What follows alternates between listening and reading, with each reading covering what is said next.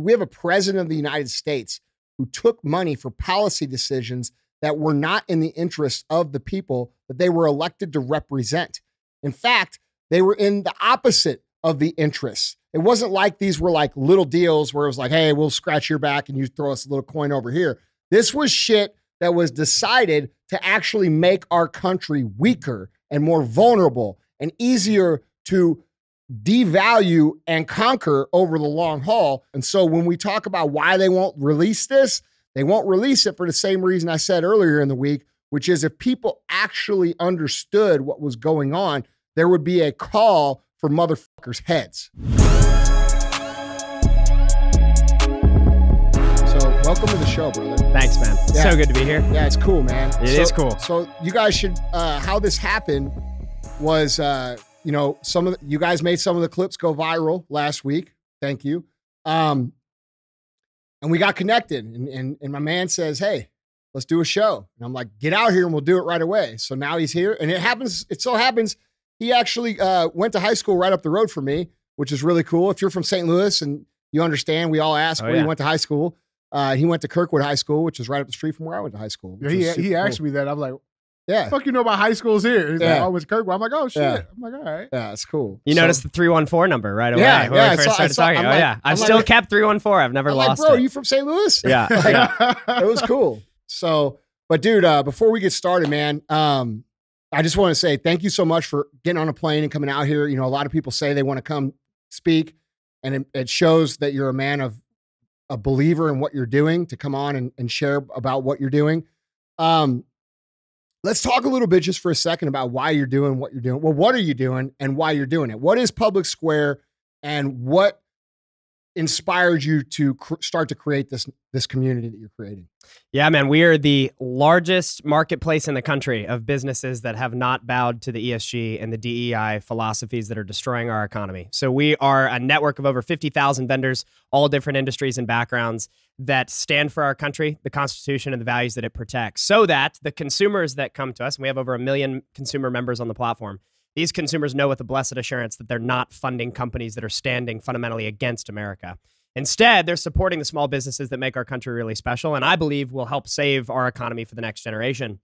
And we've launched nationwide July 4th of 2022. So it has been a wild 11 months, and we're just getting started. We haven't even scratched the surface. We're building this with our consumers. We're building the plane in flight because we recognize the country needs it. So I've recognized the need strongly for a parallel economy, a patriotic economy for the last decade, because I've witnessed company after company. Target, Anheuser-Busch are the most recent examples, but there are so many others. Adidas, Nike, major banks like JP Morgan Chase and Bank of America that continue to slap Americans in the face. And we're done with it. And so I figured if I feel this frustrated, there's got to be other people that do too. Started asking around and realized that if they had an alternate economy where they could go and they could shop and transact, that maybe this thing would catch fire. And thankfully, praise God, it has. It's been an unreal journey. So that's PublicSq, publicsq.com. Yeah. So guys, this ties right into the conversation that we were having last week that I was trying to explain. You guys may have saw the show, or you probably saw the clip. I think the clip got, like, I saw one of the clips on TikTok had like 50 million views on it already. So like it's been going mega viral, where I sat down and I explained DEI, ESG, CEI, and how these social initiatives are pressed down, and how these big corporations are beholden financially to, and a lot of people don't understand this. They say, well, don't businesses run off their profits? Don't they create profit? Most of these businesses have massive lines of credit that are already out, meaning they've already allocated the funds. And every year they have to renew these funds. They have a new set of guidelines that make them renew them to say, you're going to have to do X, Y, and Z. And this is where these social initiatives come in. And what this means is, let's just say, for example, and this is just me making up numbers, okay? But let's just say in the case of Target, let's say Target has $1 billion line of credit that's already out into their system, and they don't do what the banks say they have to do. What happens is they call that line of credit in, and then these guys have to come up with $1 billion of cash that they don't necessarily have. All right. So this is how they're leveraging these corporations. This is not me defending them. This is not me saying that we shouldn't not shop there, but this is me saying that what PublicSq is doing is very, very smart, because if we were to tear down the house, right, If we burn our house down and we don't have another one to go to, we don't have the jobs in place for these people who do believe in the things that we all believe, which is for free America, pro-America, freedom. They don't have a place to go. Okay, so what Michael's doing is extremely important because, and I'm honored to have him on the show because he's actually creating what we were talking about last week, which is the alternate economy, you know, that you guys asked for. You say, well, what should we do? What's the solution? I read a lot of the comments on these viral clips, and most of you guys said the same thing. Okay, that makes sense. What do we do? Well, this is why I brought this man on the show, because what we do is we go and we look at his network and we say, okay, these are the companies that are for sure not going along with all these crazy social agendas. They're not jamming these things down our throat. They believe that freedom is freedom and that we should, you know, understand that there is tolerance for views that we may not necessarily agree with, but we also understand that there are limits to those views as well. Like we don't indoctrinate our children to cut off their penises, okay, and things like that. I think that's reasonable. I think that's fair. I think that's reasonable. Yeah, too. that's a reasonable thing. Not a hard ask. Yeah. So it's not just about, in my opinion, it's not about shopping with conservative companies, because if you just go back to conservative, now we flip the cancel culture from the left to the right. It's about understanding what freedom really means in a free economy so that we can actually create the jobs and have our neighbors employed and quit, you know, canceling everything that we don't like. We have, I think in America, bro, we have very reasonable expectations. I don't think like most people care. For example, like 5 years ago, I don't think anybody gave a shit about the pride flag.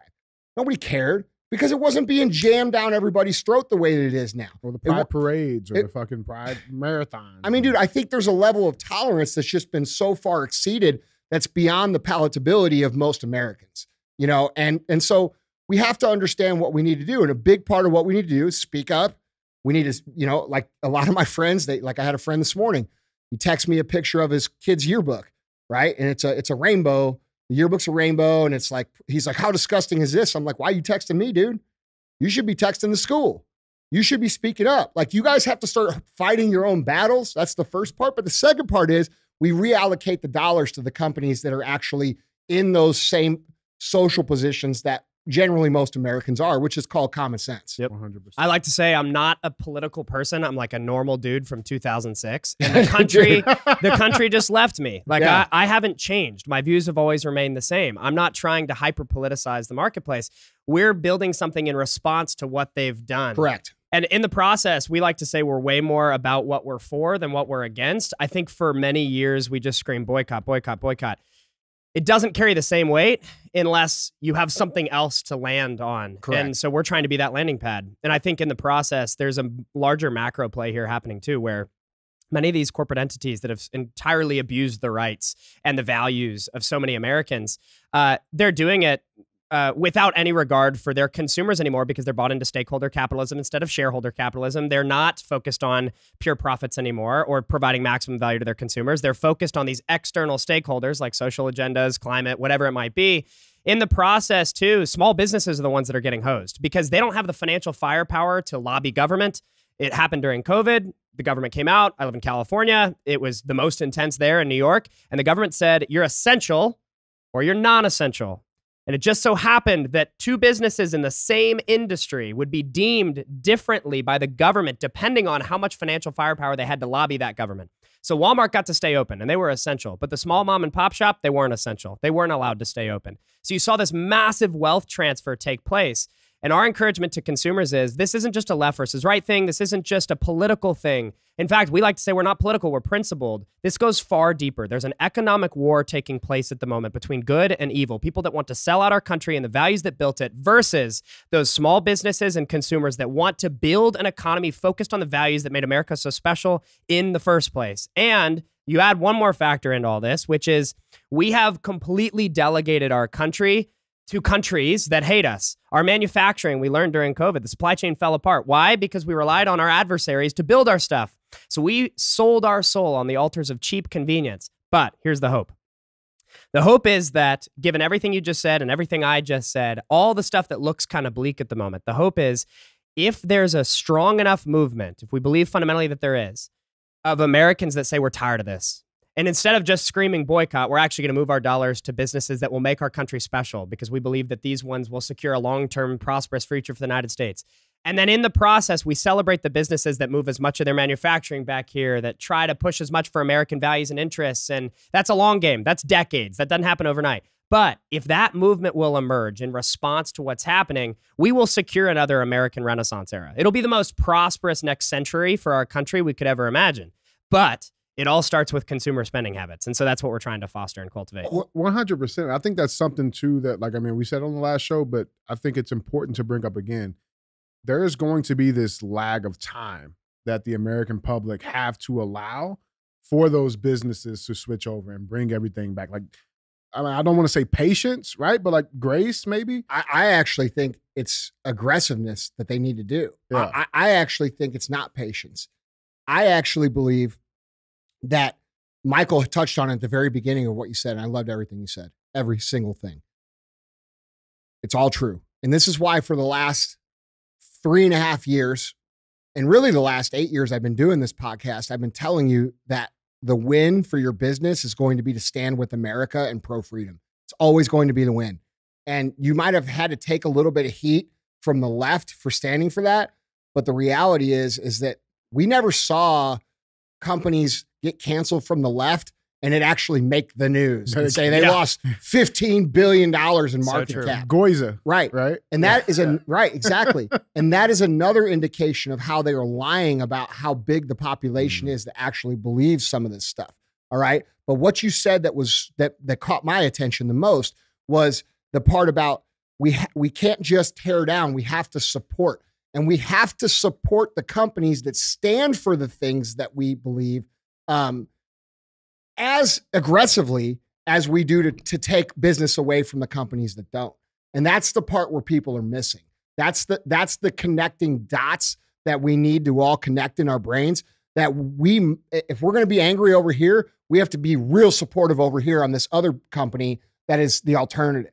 And this is a solution that you're building. And I'm very appreciative of it. Thanks, man. Michael, can I ask you what does the vetting process look like for these companies coming into PublicSq? Yeah, so when a new business signs up to PublicSq, they're immediately confronted with 5 core values that the company espouses. These are our principles, our guiding truths. And just briefly, the first is obviously that we love our country. We believe the United States is net positive to the world. We're protecting it. We believe in the protection of the family unit. Much of what we're seeing in society right now is all about tearing down the family unit, because strong families build a strong nation. So the whole goal is to let's destroy the family unit so that ultimately our demographics collapse and we see a lot of cultural chaos because we have fatherless homes and all these different things. So we protect the family unit and celebrate the right to life for every individual in the public square. We believe our value number 3 is that small businesses are the backbone of our economy and they must be protected and supported. We believe ultimately that the Constitution is what provides our rights, not the government. Therefore, the government cannot take our rights away. They never gave us our rights, so they can't take them away. The government's supposed to be there to protect. This speaks directly to what happened during COVID. We believe that businesses and consumers should be able to operate with as much freedom and liberty as possible. And ultimately, these rights, these principles, these guiding lights for us, businesses see and they agree to respect these. They're not going to spend time, money, or resource antagonistically against these rights. And then in the process, what happens is then it gets passed off to a vetting team, a bunch of young, hungry, awesome world changers that are trying to shift the country and change the narrative. So they're literally right now dealing with a backlog of 7,000 businesses that have signed up in the past week, just cranking through, doing research. That's a great problem It's to have. phenomenal. It's phenomenal. Yeah. And so they're going to town, they're researching, they're in touch with these business owners. It's fantastic. Once they press a green button, they're live on the platform. And then it's great because we have community validation. So as you're shopping and you're interacting with these businesses, you're able to share about your experience. And that's really important. So that's the vetting process. And what's great too is that I got confronted a lot with this when I originally had this idea 2 years ago. People asked, are you sure businesses will sign up for this?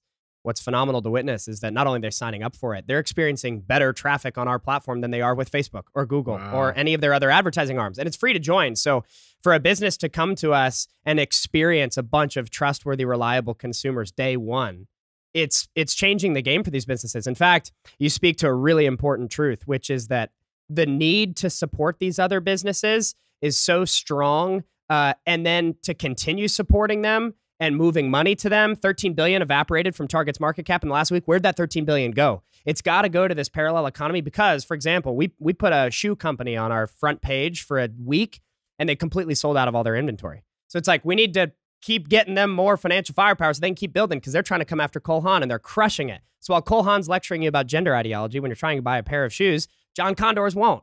We've got an incredible cooler company that's crushing it on the app that is completely changing the game. And we've got banks and healthcare. We've got and an all awesome these different... supplement company on Yeah. there.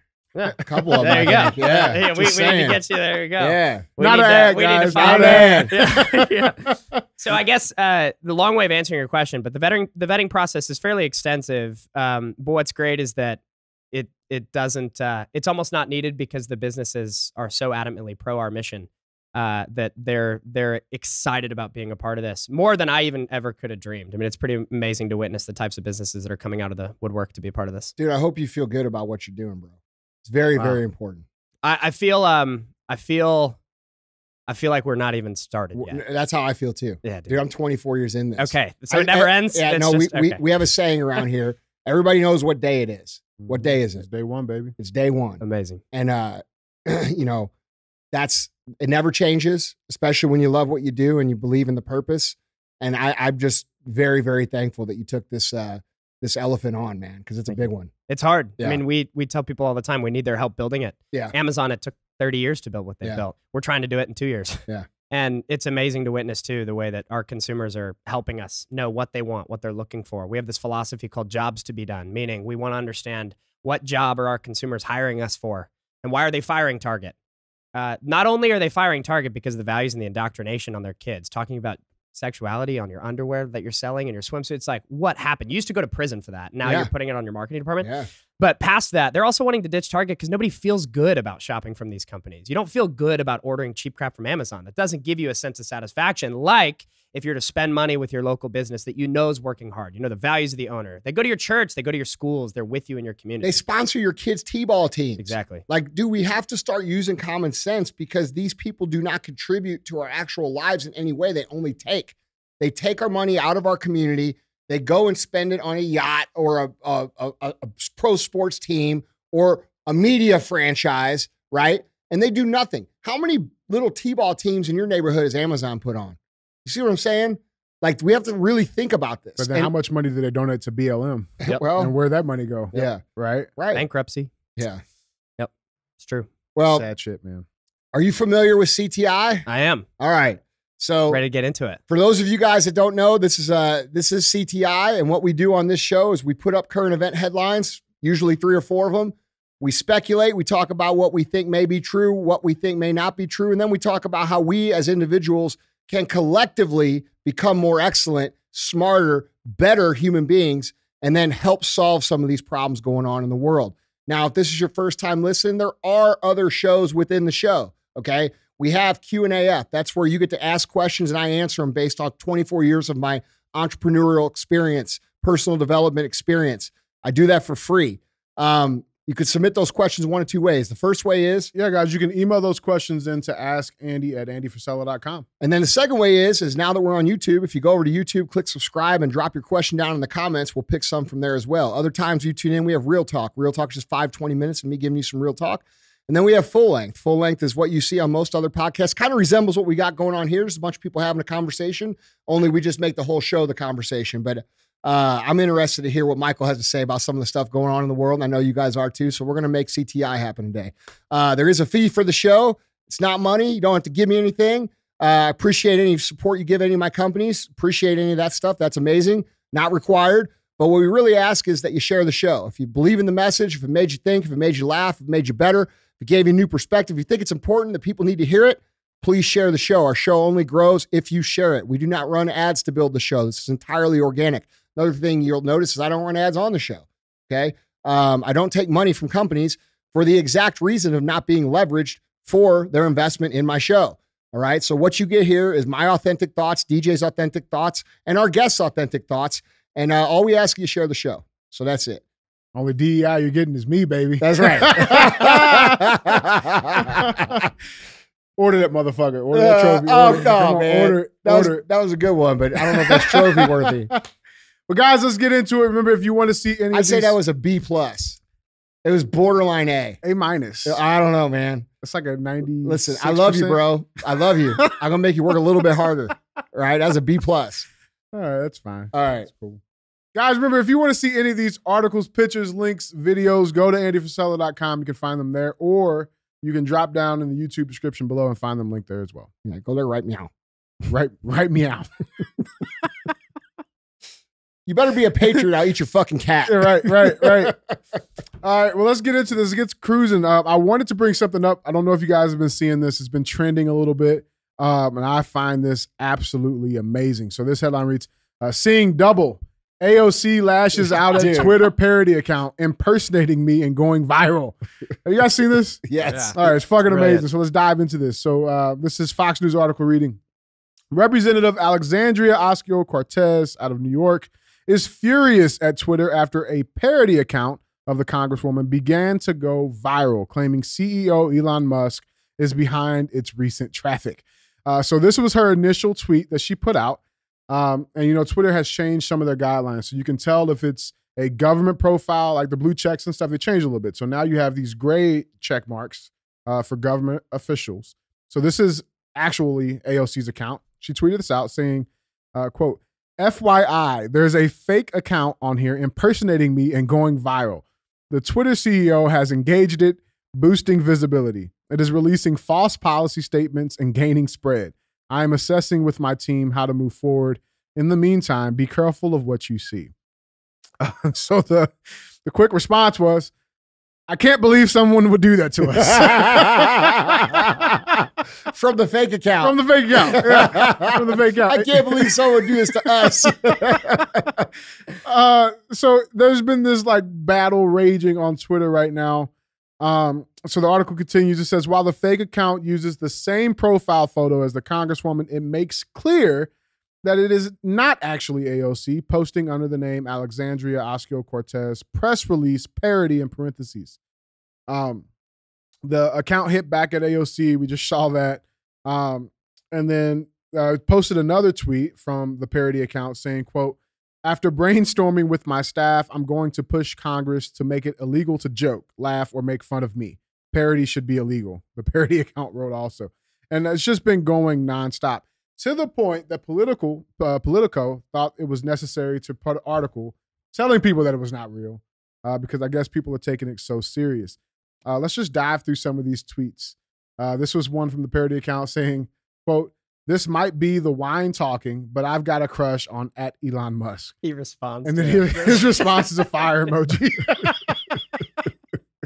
I like this one. It says, printing money is the only way out of inflation.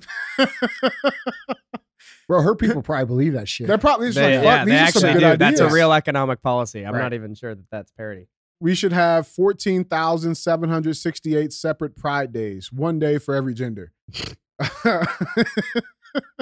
You think there's only 14,000 genders? Yeah, exactly. No, that was like insulting. 2019. There's way more now. Yeah. I like this one. It says, quote, if we don't move to 100% green energy soon, car emissions will kill off the human race just like it did the dinosaurs. Well, we should be concerned about that. Guys, what do we got on this? Bro, come on, man.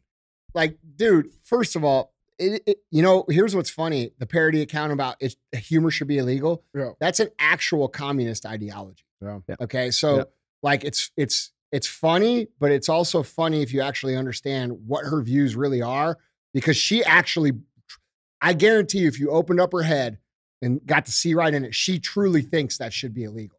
Like, listen, dude, here's what I'm going to say. And if AOC, if you hear this shit, you need to calm down. All right, bro. Like, you would be a much more likable person if you would just roll with it. Yep. And like you could actually leverage this into some really good press for yourself. Imitation is the most sincere form of flattery. Dude, just by showing that you have a sense of humor. Yep. Like, it's funny. Okay. Like, most of the stuff you say is absurd. It really is. And you have a bad PR right now. Even your own people don't like you. They don't. No, they don't. Look at what happens to her when she goes in public now. Yeah. She gets shouted down. She gets yelled at by her own voters. If I was advising her, I'd say, hey, find your sense of humor. Everybody's just teasing you a little bit. You say some absurd shit, just laugh it off. Like, it's funny. It is funny. Yeah, it is. Especially the Elon Musk with the fire emoji. And dude, it is going fucking viral. Like this one tweet alone, 9 million impressions. Yeah. Amazing. Yeah. I love it on mobile too, because when you're viewing it on your phone, the name trails off, so you can't actually see whether it's the press release version or just the normal version. Yeah. So it kind of catches me off guard. I really do think this is a real economic statement, though, from her. 100%. She's said pretty much the same thing before. Dude, they all say this. Yeah. You nailed it on the communist piece, though, man, because every single communist society... Do not laugh at me. Western, no, you're not allowed. Can't criticize. Kill the comedians first. Dude, that's how they view it. That's right. Yeah. Xi Jinping, what's China's Xi Jinping? Yeah. You know, apparently Winnie the Pooh was like this like negative connotation of him. Yeah. He like outlawed that patch and that all of that. He outlawed it. He will throw you in jail for life if you use that. That's what I'm saying. Tweet it. No, whatever. that's real. It's real shit. That's real things. Like, dude, don't you probably don't remember this, DJ. But if you're, I think if you're high 30s at least, or mid 30s or older, you probably remember they used to tell you in school. Like I can remember being in 2nd or 3rd grade and then telling me in school, like, you should be thankful you live in America, man. You can't criticize the government in other countries. Mm-hmm. Like if you go to China and you criticize the government, they put you in jail. Yep. You make fun of the government, they put you in jail. And they used to tell us that, except here we are where these people actually do believe these things. And like when she says that thing about, humor should be illegal, we're probably 1 or 2, more steps away from that actually being a thing where, they kill all the dissenters or put them in jail. Well, think what they did try to do. I mean, they did try to say, speech is violence, and like, I mean, they're trying to make the push. That's where it starts. And they prosecuted the guy who made the meme in 2016. Yeah, remember the Hillary memes guy? Yeah. They prosecuted him, convicted him. Yeah, for making political memes. Yeah, it's like we don't live in a free society if you're not allowed to criticize those in charge. Bro, and if you want to know who's in charge, just notice who you cannot criticize. Mm-hmm. Right. It's real shit. And the article finishes off saying, according to Twitter's Help Center, by using the word parody in the username and biography, the account does not violate the platform users' guidelines. So it ain't going nowhere soon. Yeah, look, dude, I'll be real. I think it's funny. I think it's super funny. I'm not a fan of AOC by any means, but she's missing a golden opportunity here to leverage this into good PR for herself by just showing herself to be a normal human being. But it doesn't surprise me that she's too fucking stupid to see it. It just doesn't. Well, and it's like a fundamental lesson. You always were taught, like if people are picking on you and you act like it doesn't bother you, they probably will stop. That's but right. if you let it know that it's bothering you, like they're just going to keep going. Yeah. And so Happens it's kind of this. day. It's like, AOC, just roll it off your shoulders and but you're playing into it, making us do it more. The funniest one I saw was this morning, actually, where the parody account said that something about how if your boyfriend farts, you should break up with him because your relationship is not as valuable as the climate. He's releasing too much natural gas. Yeah. That's great. Oh, man. Brilliant. All right. Well, guys, that was our little intro. Let's get right into these headlines. We got headline number 1. Headline number 1 reads, nearly 10,000 photos from Hunter Biden's laptop hit the web. Truth and transparency. So this is coming out new. A trove of photos from Hunter Biden's laptop have made available to the public through a new website that launched Thursday. The website, BidenLaptopMedia.com, will house almost 10,000 photos spanning from 2008 to 2019 and took months to complete. Garrett Ziegler, the founder of nonprofit Marco Polo, told Fox News Digital, quote, "It's taken us a couple of months to, 1, go through the photos, about 10,000 of them, and redact the genitalia on the photos." Ziegler, a former Trump White House aide, said of the contents found on the laptop once owned by President's son. He continues saying, quote, "The number one thing we're about is truth and transparency," he said. Quote, "If the American people want to know what their first family is like, they're going to get it. And we're not going to be taking out photos that paint the Bidens in a good light." Ziegler also noted that several photos containing private information were redacted, including images containing social security numbers, banking information, and credit card numbers. Well, there's a very interesting credit card photo with a very important person's name on it. I wonder if that photo is going to be included. You mean this one? Oh, yeah, that one. Next to the cocaine? Yeah. Well, here's the interesting thing on that, Andy. I'm glad you brought that up. And I'm glad you had that. We should We're say on the same too- page here. Oh, hey, I got you, baby. But it should be noted that the website has been crashing all day. I mean, I guess it's just being inundated with people trying to get on there, but try to go to the website. This is what you'll see. We'll still link it for you guys. Hey, look, here's what I want. What's his name? Ziegler? Ziegler, yeah. Hey, bro, we're giving you some free press. Put me an ad right up there on the front of this page. I'm just saying. We'll trade for trade. All right. But it's funny that you brought this picture up. Yeah. Because this is one of the pictures that surfaced. You can tell this. So the picture, for guys that on audio, this is it's a picture of a black credit card. It has J.P. Morgan signature, which is, shows that it's a J.P. Morgan Chase credit card, top right corner. It has the credit card number scratched out. It's a Visa. But the name on the card says Malia A. Obama. And then next to the card, there is 6 lines of cocaine. Allegedly. Yeah. Well, it could be sugar. Allegedly. Or salt. Or salt. Allegedly. Maybe. It's probably salt. Yeah. But I'll tell you this, that card's been used quite a fucking bit. Yeah, look at the edges. Look at the top edges in the corner. It's been used quite a bit. Listen, I spend some motherfucking money. None of my cars look like that shit. I'm just saying. Holy shit. But here's the interesting thing, right? So I remember when this picture came out, when this whole laptop story first came out, this is one of the first ones that that came out. And immediately, our beautiful fact checkers that we have out here, they immediately jumped on, fact checking it. Malia Obama credit card photo is not new. There is no proof, right? And then they immediately connected it to Russian disinformation. Shocking. And they used a letter that has now since been debunked. If you guys remember this letter right here, the public statement on the Hunter Biden emails, right? Which was signed by about 51 intelligence, or senior people in positions in the intelligence community. 51 of them, right, signed this letter saying that all of this stuff, the Hunter Biden, was all Russian disinformation, which has all since recently come out to be completely false.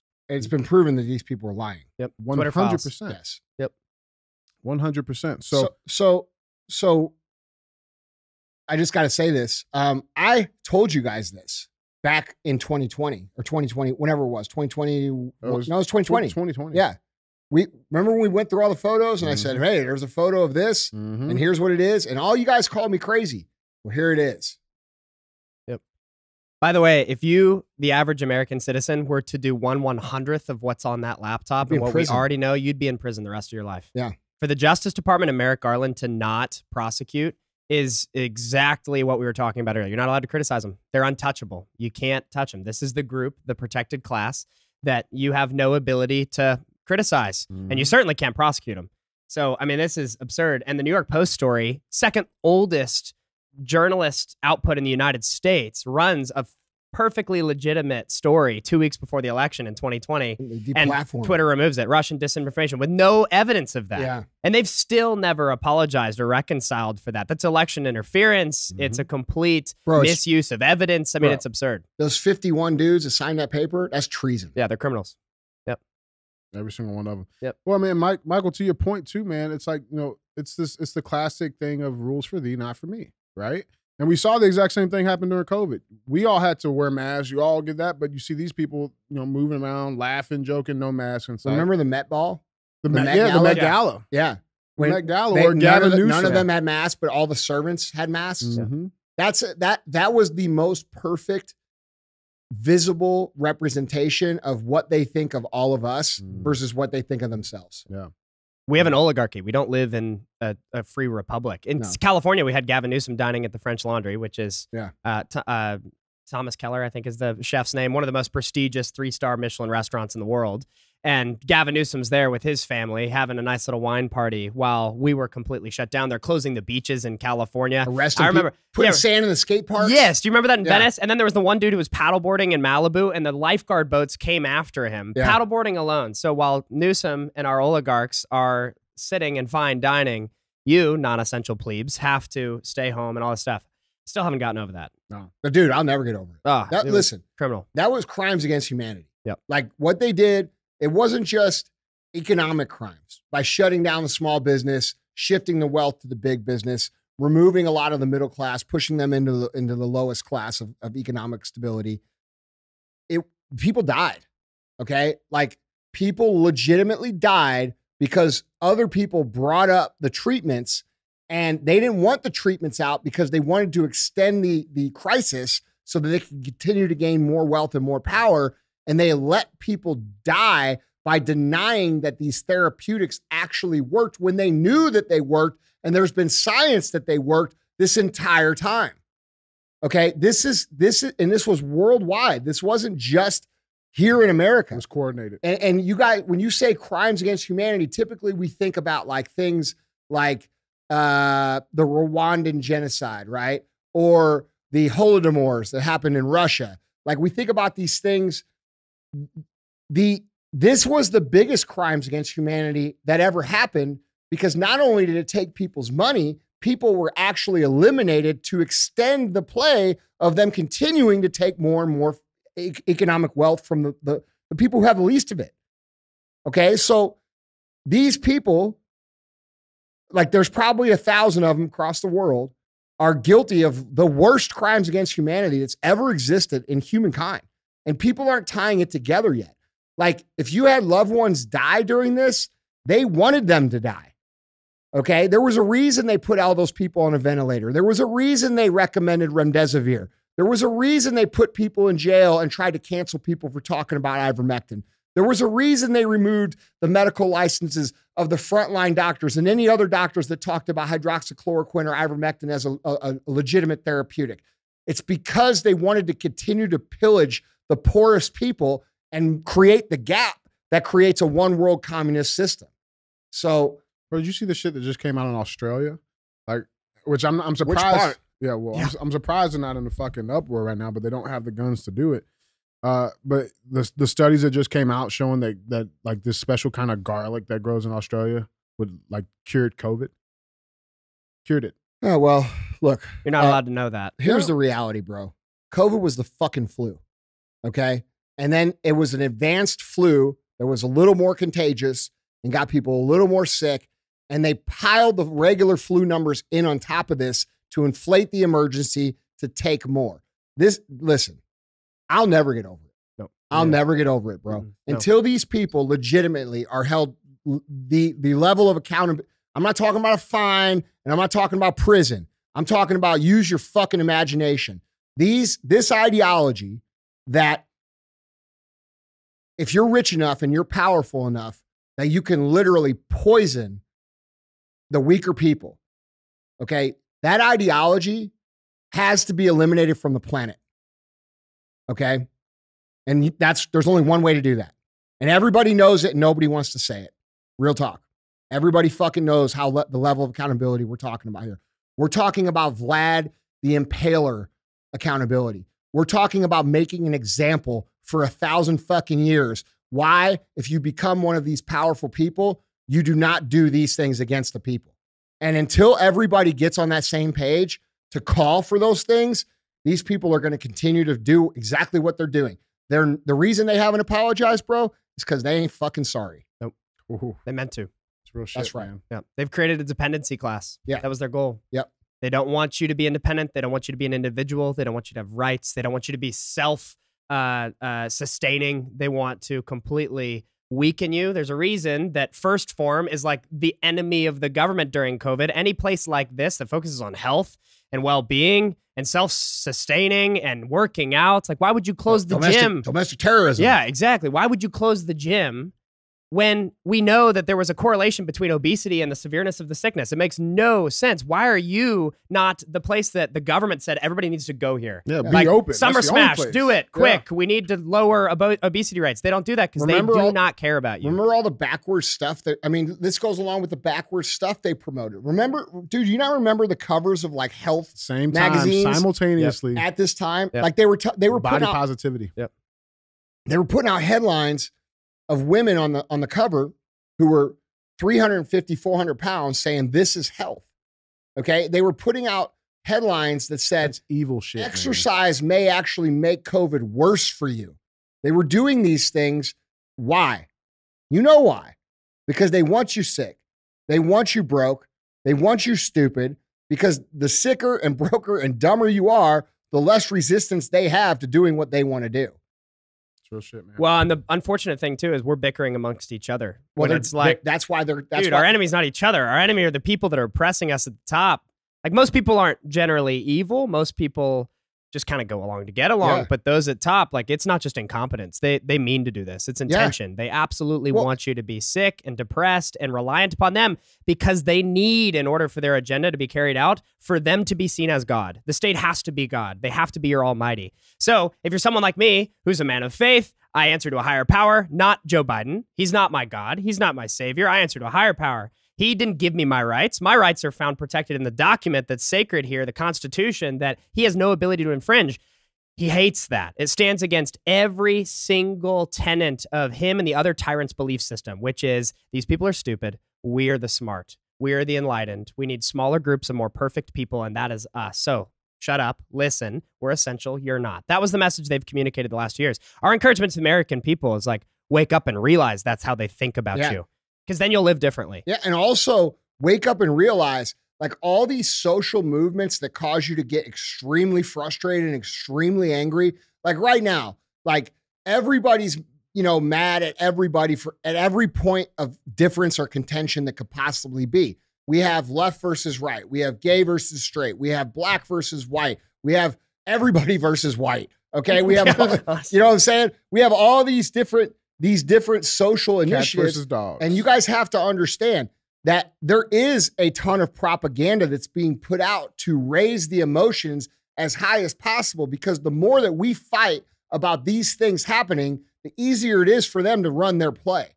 Okay. So we have to rise above in our awareness level. And instead of like picking each other apart about, oh, Trump or DeSantis, or, oh, this or that, or this or this or this, if we generally agree on, America is the greatest country that ever existed, we have an obligation to make it the best that it can be. If you're with that and you're with freedom and you're with, however you choose to live your life, as long as it doesn't mess with me or my kids, dude, you're free to do so. And we have to, all those people that believe those things have to come together and not just say, hey, let's make America great again. We have to say, hey, let's make America the greatest it's ever been. That's a different thing. Make it great forever. Because when you say great again, there's a lot of people in this country that are like, well, fuck, dude. Like, if you're a gay person in this country right now, you're like, well, fuck, dude. In 2003, I couldn't even get married. I couldn't even have the same rights. So when you say again, it brings up points of pain for some people. The truth of the reality of our situation is that America has never reached its full potential. It's never actually become the example that it was set to become from the beginning. It was gradually over time watered down, and now we live in an oppressive environment that is oppressive towards all different people. You guys think it's only towards these certain classes. It's actually towards everybody that's not them. Okay, because if you think about how we have to live right now, like, look at the mental health, bro. Look how many people are suffering. Look how many people are having mental breakdowns because of the constant stirring of emotions that's happening from the people who are supposed to be unifying us and progressing us forward. So there's actually a potential of America that has yet to be built. And this is exactly why you do the things that you do, and why I do the show, and why other people do the things they do. It's not like there is some people that are trying to sell t-shirts and they do it for clout and all this shit. We can all see that very clearly, but there is people that believe that America has not seen its best days. And I am one of those people. And I know you're one of those people too. I am. And I think our founding fathers would be ashamed at what the country's become. And so for us, the goal here is recognize, there's actually a lot of historians believe that the average life cycle of a civilization is roughly 250 years. United States, 247 years old. We got a choice to make. Like, what country are we going to be? We're going to stick around. We're going to stick it out and become everything we can be. Or are we going to allow for ourselves and everything that's beautiful about this great nation to die at the feet of globalism and these oppressors that hate us and everything that's made this country special? So our encouragement to people too is recognize that, like, your kids' future and their kids' futures and generations after them, their future relies upon the choices we're making today of whether or not we want to secure another 250 years for this great nation, or if we're going to let it all die. My hope and my prayer is that Americans wake up and realize what's at stake. Take the last 2 years as a big old lesson, and then live your life differently, spend your money differently, communicate differently, post differently. Like, we have a lot of people that are stuck in apathy, and people ask me all the time, how did it get here? How do we get this bad? Like, how do we get this far gone to the point where the major CEOs that run our country and the government politicians that run our country and the corrupted justice system that runs our country stand so adamantly against the American people? The way we got here is in our own apathy.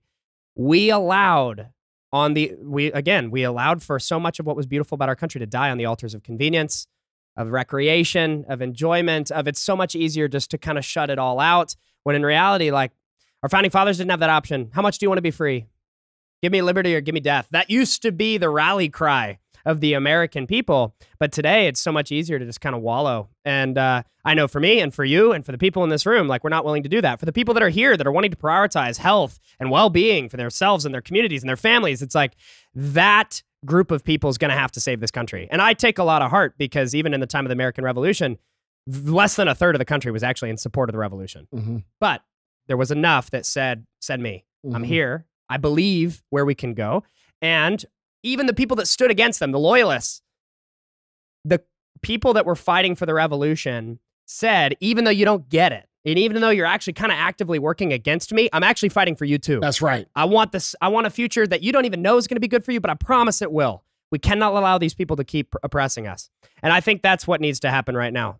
I think the apathy thing is a key point that you said, because, you know, when these clips of our show go viral and I look through the comments, dude, a third of the comments are like these black pill people. They're like, yeah, but nothing's going to happen. Or yeah, he's just grifting on his show. Or well, first of all, what the fuck am I selling you? I'll give you all my best shit for free. All of it. Okay. I have the biggest, most popular fucking mental toughness fitness program that's ever existed. I give it to you for fucking free. Okay. I give you my productivity shit for free. Like everything. Okay. There's no grifting. This is actual people that care about what's going on. And these black pill people have become a major problem because anytime anyone who like steps up, right? Like that, like just say there's people on the edge and they're like, dude, I'm going to start saying something. And they start to say stuff. And then these black pill people come in and they say, it doesn't fucking matter. Nothing's going to happen anyway. You guys are the fucking problem. The people that say that, you're the problem.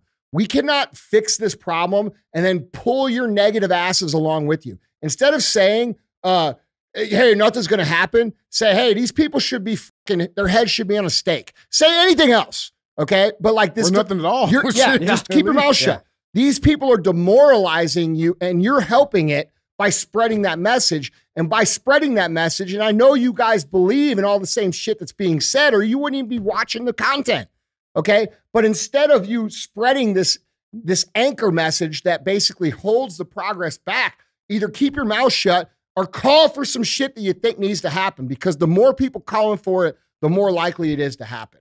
We cannot afford to be apathetic. No. At all. And you might be cynical because nothing has happened. But if you continue to say that, you're guaranteeing that nothing will happen. And there is a chance that we can do something still. And that window is closing by the hour. And if you guys would just stop that shit, we would have a chance at actually winning. That's my opinion. I see it everywhere. Love it. Real shit, man. Guys, that was our first headline. Let's move into headline number 2. Headline number 2 reads, Budweiser ad touting Harley-Davidson marked cans mocked following Mulvaney backlash. So this is a New York Post article reading, Anheuser-Busch is being accused of pandering to conservatives who have boycotted Bud Light by releasing a new Harley-Davidson themed commercial for sister brand Budweiser. The beer company, which has seen sales of Bud Light tank in recent weeks following the backlash over its partnership with transgender social media influencer Dylan Mulvaney, recently released a Budweiser ad touting specially created cans with the Harley-Davidson logo. Quote, the greatest legacies are built with grit and resilience, one detail at a time, the narrator of the commercial said in between footage of a mechanic tending to a Harley-Davidson motorcycle. The commercial also cuts to shots of a can of Budweiser that bears the motorcycle brand's logo. Let's take a look at the 28-second ad and see what we got here.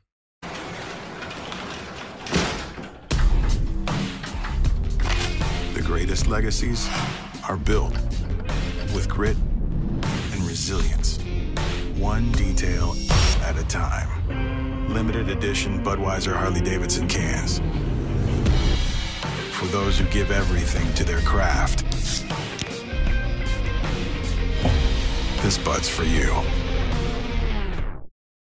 2 things. Fucking first things first. Why are you showing a Harley Davidson in a mechanic shop? That's not a very good image, okay? We all know Harleys break the fuck down all the time. You should be showing the opposite of that. Okay. Secondly, you're showing the OEM aftermarket parts being installed.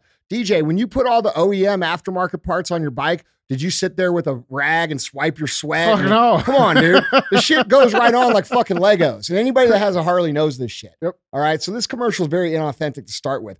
What are your two things? Well, first thing is road glide or no glide, motherfuckers. Yeah. That's a fucking little sports or Bob, whatever the fuck that is. That dude was too big to even ride that bike. Second thing is, okay, listen, I get it. Where's the titties? I'm sorry, is that too much? No. I'm saying wait, so this is supposed to be the bet, like this is the comeback.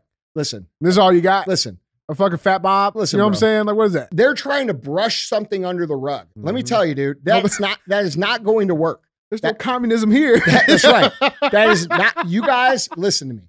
You guys at Budweiser, somebody eventually, the show's big enough. I know some of y'all listen. You're fucking doing it wrong. Okay. You're going to have to take ownership and you're going to have to violate these agreements that you have with these globalist banks who are forcing you to do this quota of these things. And you're going to have to make a decision. Who's buying my beer? You guys are way off fucking base and you're going to ruin your entire brand. You have a fucking 100-year-old plus brand, two companies here, 100-plus-year-old brands that you're going to ruin by just simply not taking accountability and making a core decision that will either employ your employees and pay your bills or not. And that's it, man. Like you guys are not going to weasel your way out of this shit. It's not going to happen. And the more you try to weasel out of it, the worse it's going to get for you. The brand's dead. It's Dude. become the butt of a joke. I saw something the other day. It was like the They ultimate waited too insult. long. Oh yeah. Yeah. No, they're well past time now. You're done. And 26% drop in sales from last year. This time there was a tweet that went out the other day. I can't remember who posted it, but it was basically like the ultimate insult of 2023 is you look like someone who would drink Bud Light at Target. And it's like that you become the butt of a joke. Your brand is being mocked. No, it's impossible to recover from. You're seeing these aisles of grocery stores where it's completely tapped. And then this is what Budweiser is doing. Bud Light is camouflaging their cans now as if that's going to help. You never apologized. They never did. They never said we were wrong. We got our audience wrong. In fact, that SVP of marketing who came out and called her old brand fratty and outdated, like she was placed on leave. Whatever happened to her? Is she back? Is she being fired? Is there going to be a sort of apology for calling everyone that built their brand outdated and fratty now? Of course not, because they want to try to speak out of both sides of their mouth. So their brand's a joke at this point, and it's not coming back because you never want to be the butt of a cultural joke. Dude, apparently Modelo's on track to I think they could bring it back. You think so? Yeah. I'm not as hopeful. I think they could. Well, How do you think they do it? I think they would have to own what they did. I think they would have to say something like this. I think they would have to mean it too. If you were the CEO, what do you do? I would come out and I'd say, hey, look, I never believed any of this stuff. I was told to market this stuff because we had to. This is the actual situation. Our financial health depended on this decision. We made this decision. I didn't really feel good about doing it. And obviously we made a massive mistake. And from here on out, we're going to commit to the people who built this company, which is the blue collar, working class American that actually cares about the red, white, and blue and lives it every single day. And you're going to see some changes. And some of the changes you're going to see, and I would go on to list the changes, and then those changes would happen fucking today. And that's how they would do it. And I think they could do it.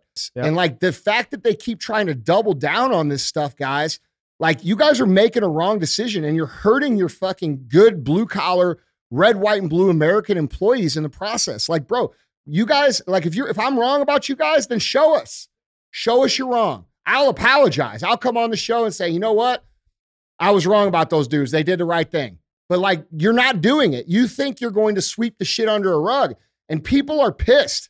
They're pissed off, dude. They're not going to forget about it.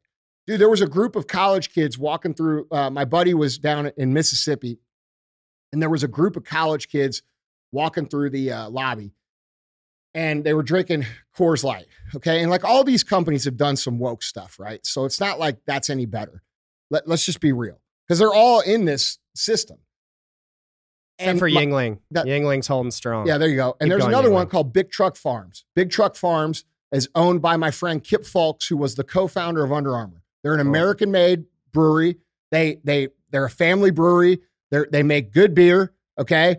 And they care about America. Like those brands, you can alternatively support those companies, okay? Big Truck Farms. Go check those guys out. But my point here is that these it's almost insulting. Well, anyway, the story was that my buddy yelled at these kids and he's like joking. He's like, hey, what? No Bud Light? And he's like, bro, I can't drink it.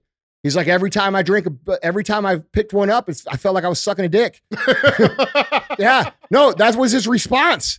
But I'm just I don't say that to make the joke. Yeah. I say that because that's where the joke is, right? And so like, that's how deep that is. Yes, and the longer they go, the more destructive that brand's going, the more destroyed that brand's going to be, which I'm personally convinced is the point. I think that they are intentional because, like, dude, maybe it's just me because I'm here in St. Louis where Anheuser-Busch is from. But when I think of American brands, bro, the first fucking brand I think of is Anheuser-Busch and Budweiser. Clydesdale. That's what I'm saying. The first one.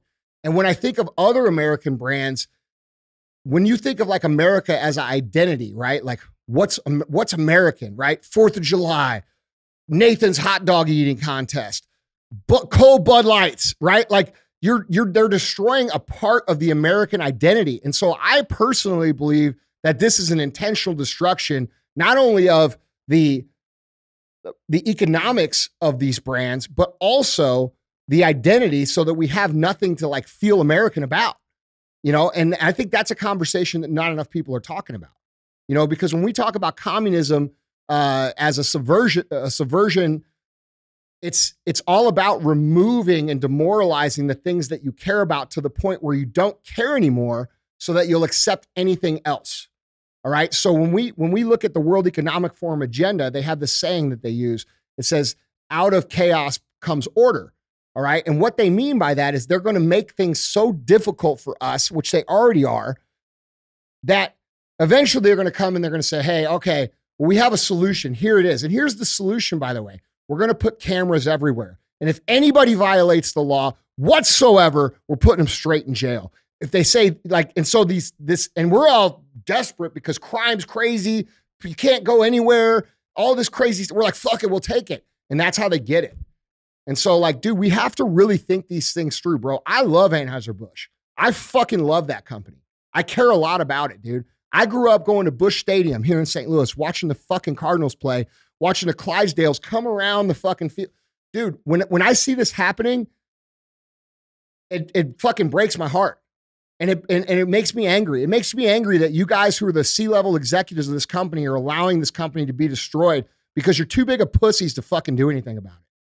Well, it's not just Anheuser-Busch. You look at all those classic American brands. The Jeep commercial in the Super Bowl 2 years ago where Bruce Springsteen comes on and basically criticizes anybody who's conservative. Ford just last month with the whole Pride Trucks thing and the Gay Raptor thing, just making a mockery of this classic American brand. I mean, you're seeing it happen over and over again with anything that America used to hold as cherished. And bro, they're making Lincolns in China. Yeah. They're tearing down everything that we used to hold sacred. And that is the point. By the way, I mean, that's what the CIA, they're good at dismantling empires and subverting existing structures that people value. And so I'm not all that surprised. It's just really unfortunate. You also brought up a really interesting point, which is a lot of these companies are very, on the surface, pro-union. They're pro-workers. We're all about our workers and the common people in the blue collar that build these brands. Hundreds of thousands of employees at these big brands. And yet, with the minute that their workers actually try to go and unionize, like they all go into uproar. Do you think the CEO of Anheuser-Busch has taken a salary cut in the last month? Absolutely not. Of course not. Yeah. So he claims he's for the working people. And then the minute his distributors, like the guy in Georgia who came out and released a video saying like, we're getting hosed here. My family's losing their income. Great. It was brilliant. That was great. That's exactly what needs to happen. Yes, that's what I'm talking about. That was a man who owned a distributorship who said he put out a press release in a video format. And he said, just to be clear, we're a family-owned company. We distribute Anheuser-Busch products. We've worked very hard. We employ American people. We believe in American ideals. We are not with this stuff, and we are being destroyed because of these people making these decisions. And I thought that was super powerful. And I think that if everybody who is an Anheuser-Busch customer would speak out against that the way that man did, we would have a different scenario happening now. Now they're going to try and come back with this almost fake level pro-America shit without taking accountability for what they did. Bro, it wasn't just one can. Like you guys, they keep saying, oh, it was just one can. That's not the point. The point is that you're promoting something that 98% of Americans statistically do not fucking agree with and are tired of because it's getting jammed down their throats at every single contact point available. Dude, we want to drink beer after a hard day of mowing our grass or doing work or whatever we do. This is American shit. We don't want to be told that we're bigots because we don't like this dude who acts like a fucking clown claiming to be a woman, basically devaluing women by saying, oh, I'm a woman. You're not a fucking woman, bro. I'm sorry. You're a fucking dude. That's real shit. Okay. And by you prancing around now, like I'm just a little girl. Like, dude, they're making a mockery of fucking women. Bro, you should be pissed about these people actually making you irrelevant. Yep. My wife always says, you know, this clown is, I'm day 361 of being a girl or whatever. It's like my wife's thought you were like, born that way. Exactly. Well, yeah, first off, absolutely. I thought you were born that way. Exactly. I thought it was not a choice. Yeah. Absolutely not a choice, and you're born this way. But now you're counting down the time from your choice. It's like, you can't have it both ways. But then on top of that, my wife's like, I've been a woman for thousands of days. Why is my face not on a can? Like, is this all it is? You make a mockery of women? It's like when... Well, you tuck your penis and now you can get a beer can. Exactly. You get a beer can. You get celebrated if you pretend to be a woman. And like we used to criticize blackface, as we should. This is woman face, right? Isn't this the exact same thing? But culture celebrates it. You get major marketing deals, and then you have these other brands jump and follow suit and double down. Adidas putting a man in a woman's swimsuit with the bulge clearly present on the front page of their website. Adidas is one of the most popular apparel brands in the world. You think kids aren't going to that site and seeing that? If that dude showed up at our community pool, he'd be arrested. And yet he's on the front page of their marketing site. So you're seeing brand after brand that are so out of touch with their audience. Americans don't want this. Never did we say we want this. We didn't ask for it. And yet... They don't care for me. They don't care. They don't care. It's wild. I think the hope is that they will do it at omnipresence, meaning it will be everywhere to the point where people have to say, well, fuck it. Everybody's doing it. That's the whole and point then we of Pride accept Month. it. That's the whole point of Pride Month. Yeah. Well, I don't have honestly, bro. I'm saying just this coordinated attack. Listen, Everybody's I'll be on the real, same dude. page. I'm not one of these people that's going to buy into like, fucking, oh, I hate fucking Pride and these gay people. I don't fucking hate gay people. Okay. I don't fucking hate anybody. I'm not one of these people that's going to condemn people for choosing to live a different lifestyle, but there are boundaries to that.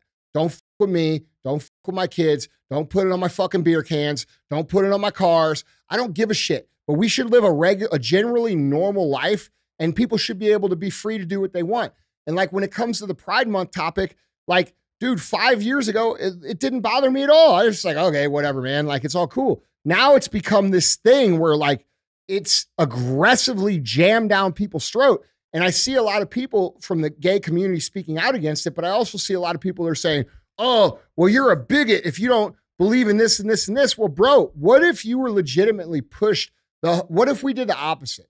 What if everywhere you went, every fucking advertisement, every fucking thing, everything said straight people only, straight people only, straight people only. No one's saying free drinks for straight people, free advertising for straight businesses, free endorsement deals for straight people. Can you imagine? Like, bro, if now, was it like that for homosexuals back in older time? Yeah, I'm sure it was more like that before it was generally accepted. But we went from this place where a lot of people fought and sacrificed.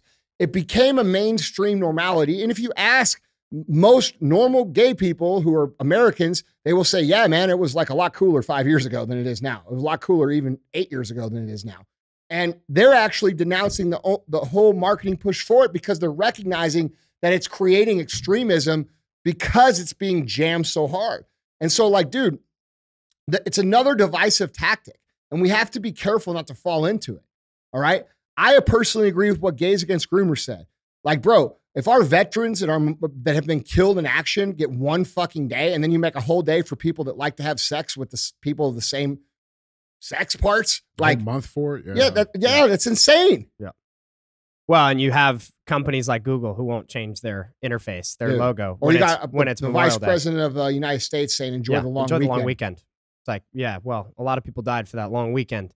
And now they jump into Pride Month, and every single government agency that you pay for your tax dollars, the first thing they rushed to do this morning on June 1 is to just parrot all the same message on the Twitter feeds, all the flags that keep adding colors every year. I'm getting very confused. But we tell at PublicSq, you know, when businesses join, you know, we get asked about our stance on this all the time. We say we're not okay with businesses advertising, utilizing any Pride paraphernalia because of two reasons. Number one, the whole Pride Month is a much deeper attack on the family, and it started to become about kids and drag queen story hour and all this nonsense that's like very anti-family and it's far from what it was supposed to be. It's gross. And by the way, Pride's like a 7 deadly sin. Like, why are we celebrating that anyways? Anyways, the point is, well, let's be real. What are we prideful about?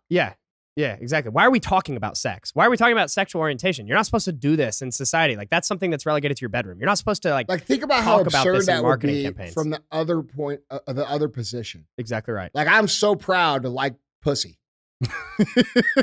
Like, what the fuck? And you're given a whole month for it. Yeah, a whole month. And then you change your logo. Hold on, it doesn't sound that bad. All right, guys. I'm just saying, dude. Like, it's absurd to think about. It is, well, man. and these companies are so disingenuous with this because the same companies that'll change their logo to the pride flag this morning, if you go look at their Saudi Arabia logo, It's the not. Middle East, BMW Saudi Arabia. Yes, Their logo's not changing. That's right. Why? Because Saudi Arabia throws gay people off buildings, and they know that that's not going to land there. Yeah. So they do it here. So it's the same thing. These companies will try to speak out of both sides of their mouth. We were talking about the union thing, and It's greed, bro. It's greed. They just want to play both sides. Mhm. I remember it was last year. Amazon came out, and Amazon, who's been very vocally pro-union because we are pro-worker and blue collar, even though they make their drivers pee in bottles and get sued for it because they want to maximize productivity, and they pay for all their employees' abortions so they can keep them in the workforce. I mean, it's a whole mess. But they, during the union vote in New York, came out and claimed that the union vote to unionize their logistics fulfillment location in New York was fraudulent because they utilized mail-in ballots. Amazon, as a company, vocally spoke out for mail-in ballots in the presidential election. So you have these companies over and over again that Total will be hypocrisy. pro this and anti this when it serves their interest. But then if you look at it, there's always an instance where they've played out the other side of their mouth. And so these companies are a total joke. One other thing that's really frustrating, we were supposed to like have the champions of subculture be with us on this. And I saw people like Tom Morello. Do you remember Rage Against the Machine? Yeah. Okay, so Tom Morello comes out. I mean, he's like an agent for the machine now. But he comes out this Isn't that morning. funny? Yeah. Isn't it interesting how if you listen to Rage Against the Machine lyrics today, it's actually for the fucking conservative side or the pro-freedom side. Like, it's the opposite of what they actually believe. Yep. Like, back when they made those songs in the 1990s, Yep. which are awesome songs, by They the way. are awesome Okay. songs. I still listen to Rage Against the Machine, and I feel great about it because I know they're talking about me now. Yes. You know what I'm saying? Yeah, because now Tom Morello and the actual Rage Against the Machine band of today force you to be vaxxed to go to their concerts. Yeah. They're Bro, all Pride think if Month they came out, all the think if these corporations. motherfuckers came out and said, we're doing Rage Against the Machine, fuck these motherfuckers. Bro, they would lead the whole revolution. Oh, yeah. They were supposed to. I know. We And finally gave them an opportunity I know, to and be they like the fucking- heroes of the they subculture. bitched out. They did. Yeah. And that's what's happening. Like, it's so funny. Like, I'm a pretty conservative guy. I'm not like a super edgy dude. I'm kind of milquetoast. Like, I'm a white blonde kid, right? Like, You're Kaylee McEnany. you know what I mean? And yet I'm like subculture. Like, I'm cool now. I'm Yeah. like against the machine and Yeah. all this stuff. It's just so wild how culture is flipped. It And shifted so hard. it's insane. Yeah. And so same with the Pride Month thing. It's like, is it too much to ask a company not to deck out everything they do in a rainbow flag for this entire month that's adding another color every year? Why Yeah. can't we just go back to normal? That's Bro, all I want. Bro, I just want normal. it's super gay. I just want beer, man. That's it. Just want a beer. God dang, man. It's actually really funny. There's this meme going around the internet, and it's Kurt Cobain singing a song, and it's the everyone is gay. It's like that lyric, Yeah. or whatever, from one of his songs. And so the meme is like, time traveler from the past lands and asks like, what's the future like? And it's the Kurt Cobain thing, just saying everyone is gay now. I mean, that's basically what society's turned into, is just a celebration of these things that we Bro. shouldn't even talk about. Bro, gay people are sick of it. They are sick of it. Gays Like, Against Groomers is a they're perfect example. sick of it, They're dude. sick of it. I was talking to the CEO of that the owner of that movement or whatever she calls herself yesterday on DMs. And dude, like these people who are gay and live their life this way fucking hate this shit. Yeah. Because they're being made look ridiculous. Bro, they're being and it's And they're being lumped in with fucking. it's removing yeah. all the work that they actually Mhm. did. And it's dangerous for them. Dude, it is, man. Because it's because it's sad. such a small percentage of people. It's When you start sad, man. including the the pedo aspect of it, or the targeting against fucking kids, they're being lumped into those same fucking rainbow colors, right? Like it's dangerous. It is. It's dangerous, man.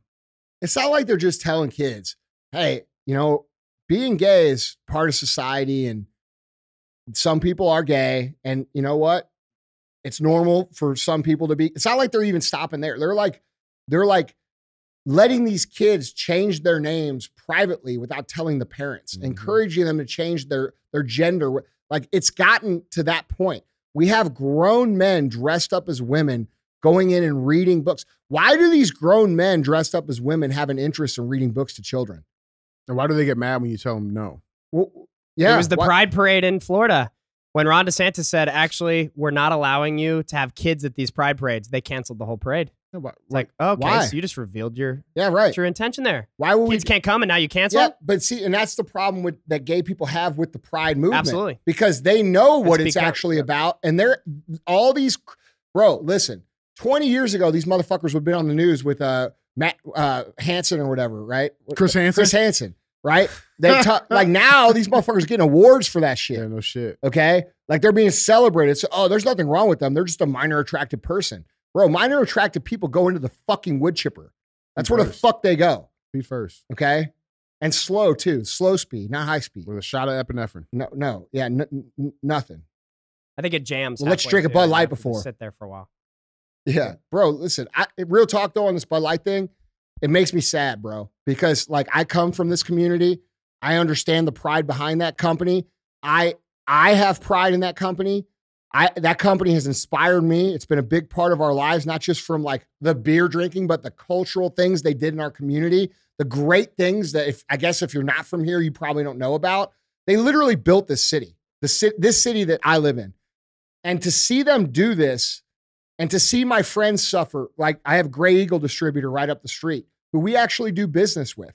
To see my friends who own that distributorship suffer because these assholes won't just say, hey, we fucked up, and just own it and move forward. It's fucking infuriating, bro. And it really hurts. I drive by that fucking distributorship, dude, and there ain't no fucking cars there. You know what I'm saying? Like these dudes have employed fucking thousands of people for fucking years and years and years. It's fucking bullshit. Guys, let us know in the comments where you guys stand on this. Did Budweiser do it right? Or do they still got a long way to go? No, they got a long way to go. And if you don't fucking think so, fuck you. Okay? I don't care what you think on this issue. These C-level executives need to be ousted from the company or they need to fucking take ownership and fix this because real American people are fucking suffering because of it. The people that deliver the beers, the bar owners, the fucking distributor owners that employ your neighbors, they are having to lay people off because of this. And I'm not blaming the people boycotting. I'm blaming them for not taking accountability and adjusting fire and sitting there with their fat asses and their big fucking salaries and not giving a shit about the people that depend on them. Oh shit, man. Well, guys, that was headline number 2. Let's move on to our third and final headline. Headline number 3. Number 3 reads, James Comer, FBI confirms existence of file allegedly linking Joe Biden to $5 million bribery scheme. So this is a bit of an update. The FBI confirmed the existence of an informant file the Bureau refuses to provide Congress that allegedly links President Joe Biden to a $5 million bribery scheme, a confirmation the Justice Department previously did not deny. House Oversight Committee Chair James Comer out of Kentucky revealed Wednesday. Comer and FBI Director Christopher Wray conducted a scheduled meeting Wednesday in which the Bureau chief confirmed the file's existence. The file allegedly details an arrangement involving an exchange of money for policy decisions between now President Biden and a foreign national. Quote, today, FBI Director Wray confirmed the existence of the FD 1023 form alleging then Vice President Biden engaged in a criminal bribery scheme with a foreign national, Comer said in a statement. Quote, however, Director Wray did not commit to producing the documents subpoenaed by the House Oversight Committee. While Director Wray, after a month of refusing to even acknowledge that the form existed, has offered to allow us to see the documents in person at FBI headquarters, we have been clear that anything short of producing these documents to the House Oversight Committee is not in compliance with the subpoena, Comer continued. If the FBI fails to hand over the FD 1023 form as required by the subpoena, the House Oversight Committee will begin contempt of Congress proceedings. And the newest update is that, the FBI director, again, he said he will let just 2 people on the House Oversight Committee look at the document, and it has to be in the FBI headquarters, in a closed room. And that is their attempt to kind of bag out or stave off Comer's threat to hold Wray in contempt of Congress. Now, the White House has continued to be silent on this. There was one development. You have this guy, Ian Sams. He decides to tweet out about this. He says, quote, "This silly charade by @James Comer is yet another reminder that his so-called investigations are political stunts not meant to uncover facts, but to spread thin in a window to attack the president and get himself media attention in the Fox News spotlight." Now, this sounds a whole lot to me. It reminds me of something. And I just don't know if you guys, I don't know, Michael, if you've seen this video, but I know, Andy, you've seen it. I want to show you guys what this reminds me of right now. Okay, this is kind of what I see happening. You about to lose your job. You about to lose your job. Get this dance. You about to lose your job. You are detaining me for nothing. You about Here we to go. lose your job. Hey, You about to lose your job. Get this dance. I'm with it. I'm just saying, that's what it reminds me of, man. I mean, what do we got? I Bro, mean, that was the best hit of 2020, bro. That's number one hit. Yeah. Cured COVID. Yeah. Silver lining. It did cure COVID. Yeah. That's exactly right. Brought the nation together. Yeah. Dude, that's one of the best videos ever. Yeah. It's such a clean It's so mix. good. And the Yeah. beat goes so good with It's it. so good. Joe. Joe's got a couple platinum records. Is that platinum worthy? Absolutely, he says. Absolutely. Look, man, if there's nothing to hide, why hide it? Yep. It's that simple. Yeah. Plus, by the way, why isn't the FBI doing their job and being the ones leading the charge? That's my fucking question. Why does it have to be a regular congressman doing this? Why aren't the everyday field agents that DM me on a regular basis that say, "Hey, this is fucked up shit. There's a war going on." Why aren't you guys standing up to this shit? Why aren't you speaking out in mass? Why are you guys not getting together and saying, "Hey, this is fucking treason shit"? Okay, we have a president of the United States who took money for policy decisions that were not in the interest of the people that they were elected to represent. In fact, they were in the opposite of the interests. It wasn't like these were like little deals where it was like, "Hey, we'll scratch your back and you throw us a little coin over here." This was shit that was decided to actually make our country weaker and more vulnerable and easier to devalue and conquer over the long haul. And that's what we're talking about. And so when we talk about why they won't release this, they won't release it for the same reason I said earlier in the week, which is if people actually understood what was going on, there would be a call for motherfuckers' heads. Okay? That's real shit. People don't understand. Like this guy, go back to the guy Which guy? that made the tweet. What was his name? Ian Sams. Okay. This silly charade. There's nothing silly about it, bitch. All right? You think there is. This is your damage control, you little fucking nerd. All right? We all know what's happening. At least some of us do. And some of us that know are going to tell everybody. So you guys continue to defend this, your head's going to end up on the same motherfucking stake as everybody else's. Yep. Figuratively, of course. Okay? Ian Sams. Well, I mean, what a sad Heard. existence, too. Like, this is what you do. You just defend this tyrant with your time on the internet. Like, Dude, you know what this is, it's bro? so No, he's pathetic. leveraged So- to fucking tweet No, that. it's so this dude can go in and he can say, "Look what I did. Look what I did. I defended you on Twitter. I defended you. Now give me something." Oh, you think he's like a little ass kisser? Yes. Yeah. Look at him, Yeah. dude. You could tell from looking Well, at him. these are the same people that are like, speak truth to power. It's like, dude, you have an opportunity and you're actually criticizing the guy who's trying to speak truth to power. Not only that, everybody always wanted to know Trump's tax returns. Show me Trump's tax returns. Show me any rich Republican businessman. Show me their tax returns. Why aren't you interested in seeing Biden's tax returns? Like, this dude has made a killing, millions and millions of dollars. You ever boated by his family's house down in Naples, Florida, Marco Island? You can see it from the beach. Millions of dollars, gorgeous estate. They made their money in politics. How did they do that? Congressmen make like 170 grand a year. How are they getting rich on the American taxpayer Well, I hate to dollar? tell Why you aren't that- we want to know that? Well, I mean, a big portion of the American IQ is under the level of 80. Okay, so when they hear $170,000 and they see a $30 million house, they think that you can buy a $30 million house on $170,000. They don't understand that. Right? Especially with inflation. They hear $170,000 when they've made $35,000 and they think fuck, if I had $170,000, I could do whatever I want. It's just not true. Okay. So there's that too. All right. But what's frustrating for me is these people that their lives are much worse. Like their household is worse because of the decisions that this person has made, weakening the border, depleting our strategic oil for an election manipulation of gas prices, sending our weapons to Ukraine, sending hundreds of billions of dollars to Ukraine, inflating our currency, crime running rampant. And the people who defend these people, their lives are actually worse, and they're not willing to admit that and put their ego aside and say, dude, eventually it's going to have to get so bad where they're going to say, fuck this, right? But dude, by the time that happens, it's going to be too late. It's Stockholm syndrome. It's people in love with their abuser. That's right. And you know, it sucks too, because just and then they hate you for pointing it out. Exactly. Yeah. So you're criticized for standing up for your family's own rights and interests. You know, it's interesting too. I think that what people need to realize, this goes back to kind of, it's not like right, left. It's far more of a good versus evil thing.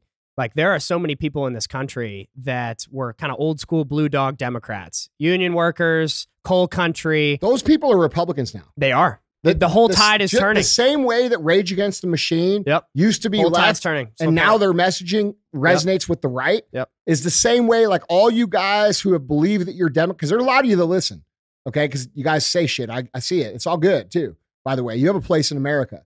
But what you have to understand is that your belief system, which actually, real talk, if you go back 20 years, guess what I am? I'm a fucking Democrat from 20 fucking years ago. Okay. It's shifted so hard that these people are still identifying with this old label, and they're not understanding the shift that's occurred. And if we correct the shift, you can go back to being a Democrat, bro. Like, you can be that thing. But remember, Democrat isn't indoctrinate our kids at school to be transsexual. Okay. It's not let crime run rampant. It's not open borders. No. It's not inflated currency. That is not Democratic policy. Those are communist initiatives that have been put through the current Democratic representation, and you're not understanding that your actual belief system that you identify no longer exists, and you actually belong on the other side right now. And that's a big problem. Point. That's such a good point. Yeah, bro. And dude, and Republicans, you guys, like, you don't fucking let these people come over. Need space. Yeah, you got to make space for these people. Like, dude, I see this all the time because I call for unity all the time. I'll never be unified with the nurse who yelled at me in the hospital for wearing a mask. Wow, fuck these people. Listen, dude, if you can't understand that these people were highly manipulated and scared into that behavior, and that you cannot hold them responsible, but instead hold the people who scared them responsible, you're missing the point. We, the people, are all on the same side. Like, all you people that watch my shit, even you that don't like me, I'm still on your fucking team, and you're on my team. You just don't see it yet. Mm-hmm. I'm fighting for you. Dude, 100%. 100%. And we don't have enough people spreading that message. But more importantly, it's so easy to get wrapped up in the extremes of the messaging. I'm this. Fuck these guys. Bro, I see this Bud Light shit, bro, and it fucking legit bothers me. Yeah. Like, legitimately. Because it's normal people that are getting screwed. They're caught in the crossfire. And they didn't ask for this. No, they didn't. They didn't sign up for it either. They didn't, bro. They don't believe in it at all. No. And by the way, FBI agent friends that you talk to, it's like, guys, you got to step up now. Yeah. It's time, because you didn't ask for this either. You didn't sign up for this. Time to be honest about that. You didn't sign up to be a political hack. Yeah. If you're in kind of middle management at some of these woke corporations, you didn't sign up for this. Time to speak up. Like, we got to have those people. But man, what an opportunity. Dude. Bro, you have an opportunity to actually create the best America that's ever existed before. And we'll back you. Dude. We'll back you. We'll supply you business. That's what we tell our business vendors that join PublicSq. It's like, when we have people sign up, we tell them all the time, you're now in the family. We're going to support you with everything we have. All the resources, the firepower, the legal help. There was a business that joined in the early days on our platform in Chicago, and they had legal fees because they refused to close, even when Chicago told them to. They said, we can't. The value of our business to our community is too important. The freedoms of our consumers to make their own health choices too important. So we're not closing. They incurred a lot of legal fines. PublicSq paid for it. Oh, that's fucking awesome. We donated to it. They created a fund. We donated to it. We want to. It's Bro, like, those people who did that, Can you tell me the name of that company? Sadly, they're out of business now. That's fucked up, man. It is. They're a restaurant out of Chicago. And they're amazing, called Nimi's. Phenomenal local community restaurant that served their country and their community for years. Immigrant family started it. Phenomenal food, by the way. Those people that stood up during COVID, I hope eventually society recognizes who they are. Yeah. You know, like Ian Smith from Belmar. Oh, dude, such a good dude. Yeah, he's actually here. No, yeah. So, but this dude risked everything, lost everything, got persecuted for everything, all for you guys. And you guys still call him extremists and this and that. That motherfucker really paid a price for everybody. I hope one day, dude, I got to tell you this, if I ever get in any sort of position of power, like when I become the new leader, right? Not by election either. All right. I'm going to be giving out awards. All right. One of them's going to go to Ian Smith. Yeah. One of them's going to go to you too. Oh, so I don't deserve that. We just want to provide an outlet for those people to thrive. And in fact, one of the early agreements that a business had to make when COVID was still really going on, when they joined the platform, is that they were not going to infringe upon the rights of their consumers or their employees. So you could not force your consumers or your employees to make any health decisions. Otherwise, you just weren't welcome on our platform. Because I want this marketplace to be a place where freedom's valued. When that vaccine mandate came through, we have about 500 employees in house. They told us that and they told everybody this, and I don't think people understand this, that if you didn't force your people to get vaccinated by a certain date, you would face fines up to $750,000 per employee. Yep. How many employees do you have here? Almost 500. It's out of business. Dude. And that was their intent. Yes. That was the intent. They wanted to push that through. And by the way, just like you guys resisted that, if you resisted all this shit, it would stop, because they can't do it if everybody goes together. But everybody won't go together when you're arguing about the nuances of race or the nuances of gay, straight, or the nuances of, I agree with, this or that. Like, motherfucker, we're all on the same team, dude. We're in the same boat, and half you motherfuckers are drilling holes in the back of it. Like, it's a big problem. Yeah. It's real, man. Guys, let's bring this show on home. Got our final segment of the show, guys. As always, we have Thumbs Up or Dumb as Fuck. This is where we bring an article up, we go through it, tear it apart, and look at one of those two options. So with that being said, our Thumbs Up or Dumb as Fuck headline reads, teen walks 2 hours for 8th grade graduation in St. Louis. Man, they're lucky they made it. Yeah. So a 6-mile walk for an 8th grader to his graduation ceremony may have secured his academic future. Quote, I remember something Mr. Seals told me. He said, if I want it, I got to go get it, said Xavier Jones. Quote, so I wanted to graduate, so I was going to go to my graduation. When the 14-year-old didn't have a way to get to his Wednesday's Yateman Middle School 8th grade graduation ceremony, he enlisted the help of his brother and a friend. They walked from West Florissant up in North St. Louis to Midtown. Well, they're definitely lucky they made it. Literally. Yeah. To Midtown. Jones's journey took more than 10,000 steps in 2.5 hours. Then it got him his diploma. Here's a quick video from our local news affiliate.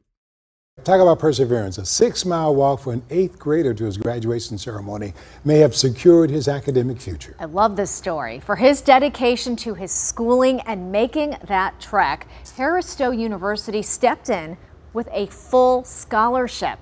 Fox News' Patrick Clark spoke with the teen in a story you'll see all new tonight at 5. There's an old proverb that says a journey of 1,000 miles begins with one step. Xavier Jones' journey took well more than 10,000 steps in 2.5 hours. And then it got him his diploma. I remember something that Mr. Seals told me. He said, if I want it, I got to go get it. So I wanted to graduate, so I went to go get my graduation. Wednesday was Xavier's Yateman Middle School's 8th grade promotion ceremony. When the 14-year-old didn't have a way to get there, he enlisted the help of his brother and a friend, and they walked from West Florissant up in North St. Louis City to Midtown. I had to stop my speech and call them on board and was like, hey, everybody get off your feet, give them a standing ovation. They got up, clapped for him, and they was like, whoa, this boy walked. Dr. LaTanya Collins-Smith stopped by the ceremony being held on the HBCU campus and was moved by Xavier's determination. So she decided to take a few extra steps of her own. When I heard that story and to see that young man who was so bright and just excited and driven, it spoke volumes to me. It spoke resilience, persistence, perseverance. Regardless of what the adversity is, I'm going to press my way to this promotion ceremony. And so that is what sparked my interest in saying, hey, this is a type of kid that we want to recruit to Harris-Stowe. She said, you got a full ride. I said, you know what that means? He say, they gonna give me a ride to school? I'm like, no, you get a ride to college. He said, wait a minute, I don't have to pay for college? Then it started hitting them. The Presidential Scholarship from Harris-Stowe State University covers 4 years of tuition, books, and fees for student. It will be waiting for Xavier, who must first complete the next journey, high school. I'm achieving something great by graduating just like everybody else is. I'm going to be a NASCAR driver. At Harris-Stowe State University in Midtown. Dude, that is fucking awesome. Wow. I thought that was just fucking amazing. Bro, that is amazing. We need way more of that. Way more of that. Dude, that young man, dude, that's the shit that gives me hope, dude. You know what I'm saying? Like, there's so much negative that we talk about, and it's always by these old people who are just stirring the pot. That shows you the human nature and the spirit that lives inside young people. Still and they beat it out of them. They wear it out of us as we go through life. That is fucking awesome. Period. The dude wants a job after he's done college. He's got one, too. Bro. Dude, I'll send you to NASCAR school, bro. Yeah. Real talk. We just had find this kid. I'll fucking send him to NASCAR school. Done. Yeah, we actually we had a car, PublicSq had a car in 2 NASCAR races recently because the driver, JJ Yelly, wanted to support the parallel economy. So we need to get him in touch. We got good NASCAR connects over here in the patriotic economy. It'd be good to get him in one of these cars. That'd be awesome. I would love to do that. Yeah. We'll get on it. Yeah. What a legend. Yeah, man. That is cool, man. And like, dude, honestly, kudos to the faculty and the staff for recognizing that. Yeah. Because like, dude, there's these kind of things happen a lot and nobody cares. You know, there's all kinds of kids that grow up with just parents that do not provide or refuse to provide or can't provide because they're trying to provide. Right. Like, and they don't get taken care of by the community, dude. And this is where the community steps in. Absolutely. Yeah. Dude, you know, that's why I love St. Louis, dude. Because St. Louis is filled with people like that. And it gets a bad reputation because we get these ridiculous prosecutors that do crazy shit and don't allow the crime to. Most of the people that live here are great, great people. And like, dude, this is why I get so upset about the Bud Light thing, man. You know what I'm saying? Like, I see the effect it has in the community and it just bothers me. But dude, this is awesome, dude. Fuck yeah, man. Yeah. Well, that's thumbs up for sure, guys. Andy, Michael, that is all I have. Yeah, bro. Thanks for coming on the show, man. It wasn't a short trip, but I'm super glad you made it. Worth it. Yeah, definitely. Thank you so much. Appreciate Thanks for it, what guys. you're doing, bro. Thank you. All right. Michael, where can people find you quickly on social media? Yes, you can find me on Twitter at RealMichaelSeif, the first 4 letters of my last name. You can find me on Instagram at RealMichaelSeifert. You can head to PublicSq.com to find all things PublicSq. You can download the app there, join the community, all free to join. We'd love it if you join the parallel economy. We're changing the country with the power of commerce. And it was a blast to be able to talk about it with you guys. So PublicSq.com, best place to get started. All right, guys. Say your fucking line. No, you guys say it. What do I say? Don't be a hoe. No, Enjoy you the got to show? say, all right, guys, that's the show. And then I say my line and you say your line. This is the first time this has happened? So say it. All right, guys. Well, that's Andy. That's all I got. All right. Don't be a hoe. Share the show.